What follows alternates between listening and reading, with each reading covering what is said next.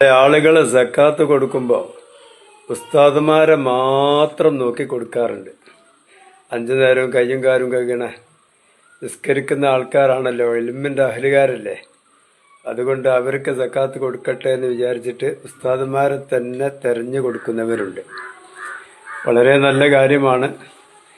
എന്നാൽ ഇൽമിന്റെ അഹ്ലുകാർ എന്ന നിലക്കുള്ള ഒരു പരിഗണന കൊടുത്ത് സക്കാത്ത് കൊടുക്കുമ്പോൾ മറ്റുള്ള ആർക്കും കൊടുക്കുന്നതിനേക്കാൾ എത്രയോ മടങ്ങ് പ്രതിഫലം ആ സക്കാത്തിന് കിട്ടും, ദാനധർമ്മങ്ങൾക്കും കിട്ടും. എന്നാൽ അതോടുകൂടി ഒരു കാര്യം മനസ്സിലാക്കണം.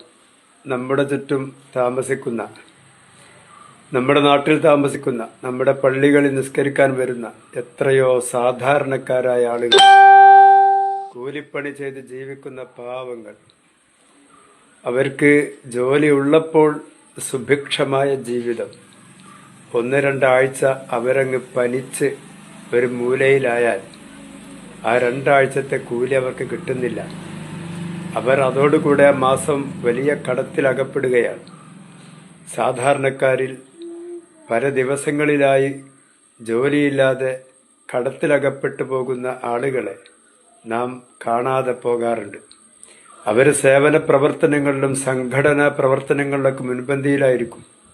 ഇല്ലായ്മയും വല്ലായ്മയും ആ സാധാരണക്കാർ ആരെയും അറിയിക്കില്ല. പക്ഷേ സംഘടനയുടെ പല പല പിരിവുകളും അവരുടെ ഈ മൂർധാവിലേക്ക് വരാറുണ്ട്.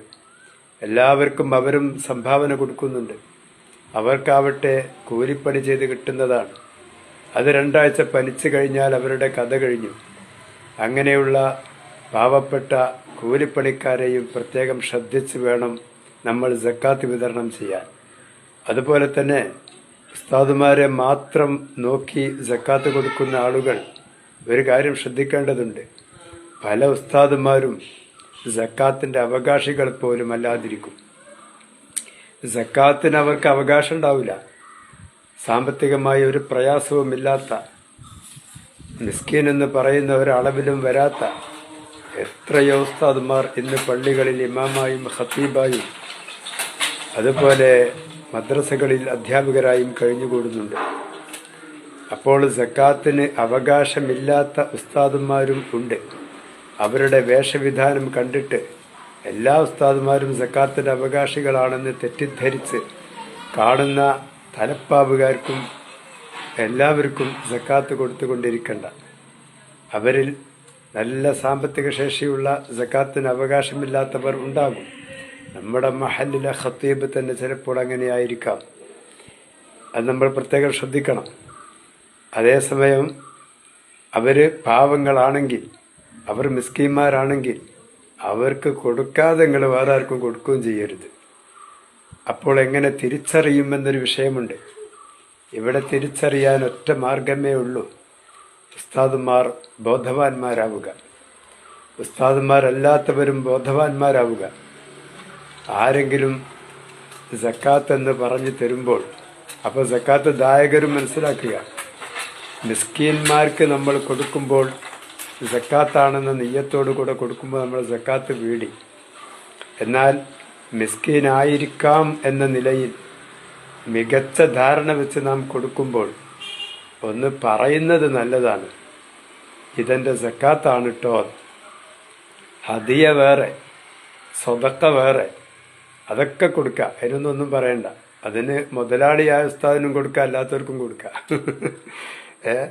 പക്ഷേ സക്കാത്ത് പാവപ്പെട്ടവനെ കൊടുക്കാവൂ. അപ്പോൾ സക്കാത്താണ് നിങ്ങൾ കൊടുക്കുന്നതെങ്കിൽ ഉസ്താദുമാർക്കാണെങ്കിൽ പോലും ഇതെന്റെ സക്കാത്താണ് എന്ന് പറഞ്ഞു കൊടുക്കണം. അങ്ങനെ പറഞ്ഞു കൊടുക്കുമ്പോൾ താൻ സക്കാത്തിന് അവകാശിയല്ല എന്ന് ആ ഉസ്താദിന് ബോധ്യമുണ്ടെങ്കിൽ ആ ഉസ്താദ് പറയും, സക്കാത്താണെങ്കിൽ എനിക്ക് വേണ്ട, അത് വേറെ ആർക്കെയും കൊടുത്താളി, ഞാൻ സക്കാത്തിന് അവകാശിയല്ല എന്ന് അദ്ദേഹം തുറന്ന് പറയും. പറഞ്ഞിരിക്കണം. അങ്ങനെ പറയാത്തത് കൊണ്ട് നിങ്ങൾ കൊടുക്കുകയും പിന്നീട് ആ ഉസ്താദ് സക്കാത്തിന്റെ അവകാശി അല്ലെന്ന് നിങ്ങൾക്ക് ബോധ്യമാവുകയും ചെയ്താൽ ആ സക്കാത്ത് തുക നിങ്ങൾ വേറെ ആർക്കെങ്കിലും വീണ്ടും കൊടുത്തിരിക്കണം. അപ്പൊ നേരത്തെ ഉസ്താദിന് കൊടുത്തത് സക്കാത്ത് വക കൊടുത്ത് തിരിച്ച് വാങ്ങി വേറെ ആൾക്ക് കൊടുക്കണം. ഇനി തിരിച്ചു വാങ്ങുന്നില്ലെങ്കിൽ അതൊരു ഹദിയയോ സദക്കയോ ആയിട്ട് മനസ്സിൽ കരുതി വിടുക. ഈ സക്കാത്ത് നിങ്ങൾ വേറെ കൊടുത്ത് വിട്ടുകയും വേണ്ടി വരും. അതിനാൽ എല്ലാ ഉസ്താദുമാരും പാവങ്ങളല്ല, പാവങ്ങളിൽ ഉസ്താദുമാരും ഉണ്ട് എന്നാണ് മനസ്സിലാക്കേണ്ടത്.